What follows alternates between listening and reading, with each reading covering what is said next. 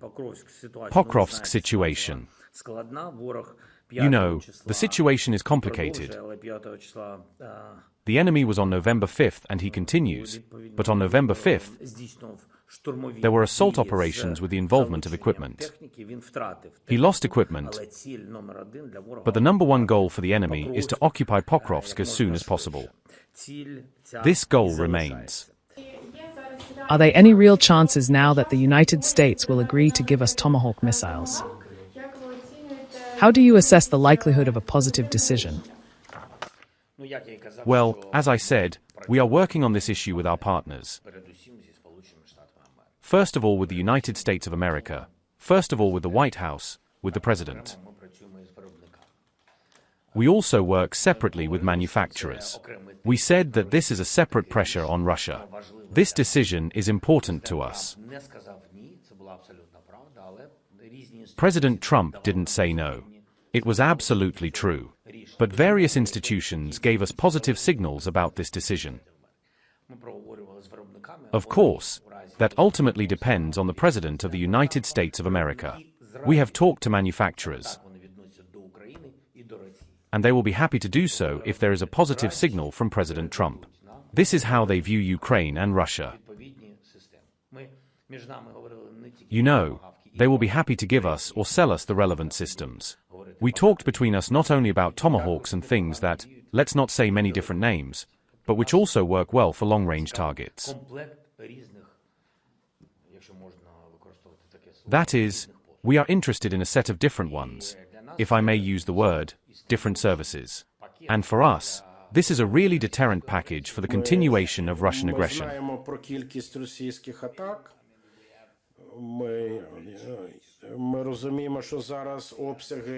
We know about the number of Russian attacks. We understand that the current volume of their attacks is somewhere in the middle, 300 Shard drones, but they can send 500 or more. We understand that they are gathering, preparing for attacks. We realize that the winter will be difficult. President Trump, European leaders have already imposed sanctions. The EU has imposed the 19th package of sanctions. And this is very good, because they are preparing, in my opinion, a very powerful 20th package. And we will see how the White House's sanctions will work.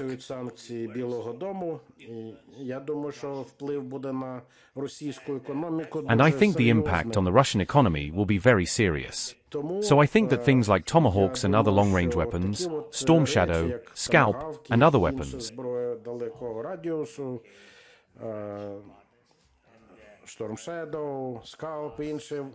including those from the United States, plus sanctions imposed by the White House, etc.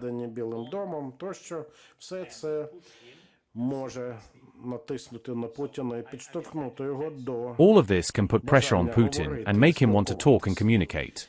But I don't know what the winter will be like. Viktor Orban is meeting with Trump tonight. Even before the meeting, he said that a Putin-Trump meeting was possible in the coming days. My question to you here is, do you have a direct view of an opportunity for diplomacy in the near future, given the situation on the ground and the intelligence data? In general, what do you expect from the meeting? Do you really expect Trump to put pressure on Orban and explain to Orban why he should not block us in the EU? If I may, I'll answer first. As for the meeting between President Trump and Prime Minister Orban, I can only imagine the issues related to Ukraine that will be discussed. But we really don't know the bilateral relations of these countries. First of all, Orban wants to bring Trump back to Hungary to meet with Putin. You know how we feel about this.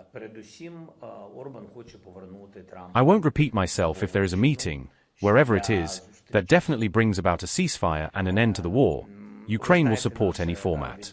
I have always talked about this.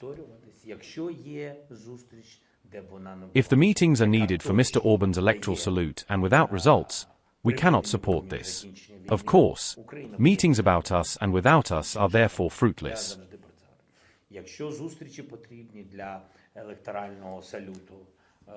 Because without us, in my opinion.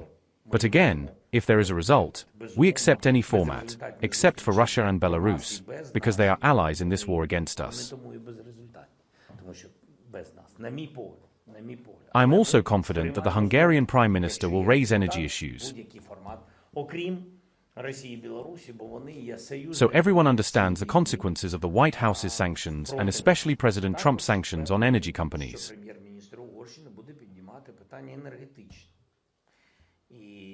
Lukoil and Rosneft. There are a lot of companies. It is clear that the sanctions are very strong.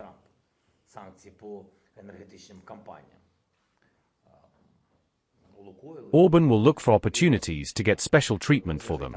Of course, we will not support special treatment for Orban.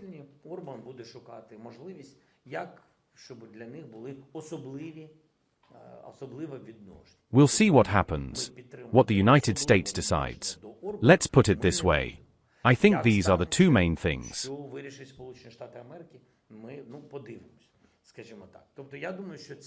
He will tell him that Putin wants to end the war, because the Prime Minister's rhetoric is no different from Russia's.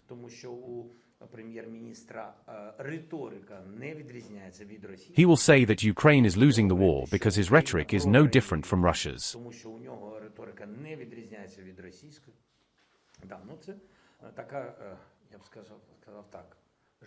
Well, it's a kind of, I would say, live mail from Russia to the United States of America. Do you have such expectations? Hopes that the United States may tighten sanctions against Russia. Nice to meet you. First of all, the last communication with the President was, I think, at a meeting in Washington. I'm sorry, I don't remember exactly, because the days are passing. We talked. We discussed a lot of different things. Then there were also communications at different levels, with different people. With the participation of Rustem Umerov, Andriy Yermak also spoke.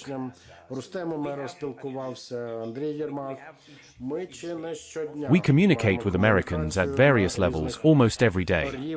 But if we are talking about sanctions, we are already thanking the President for this sanctions package. Let's see how it works. I think the package is very powerful. I think we will see some signals from the Russians, probably through the Hungarian Prime Minister. I think that Russia will try to pretend that the sanctions have no effect. But in fact, this is the biggest and most important sign of effectiveness. If they say it doesn't work, it definitely does. And if we take the issue of Lukoil and their companies and production facilities,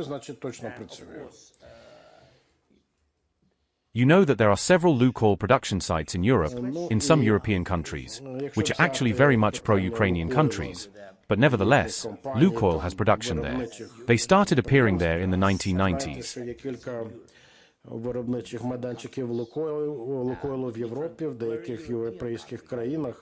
And now they will have to close these enterprises because of the sanctions. In any case, banking operations will cease, and we understand the weight of these sanctions.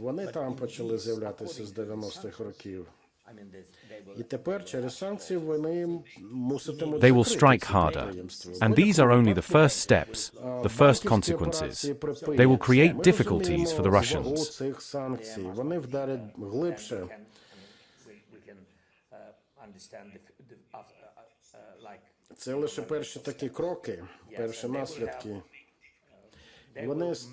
I think Russia, excuse me, please, I think Russia, with this story about Pokrovsk,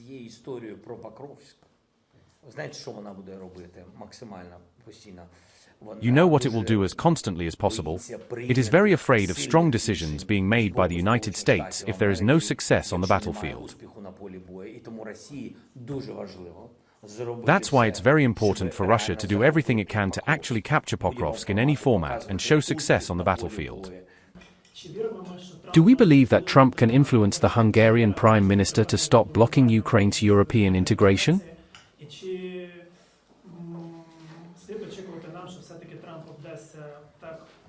Should we expect that Trump will be able to influence Orban to stop Hungary from buying Russian oil? Thank you.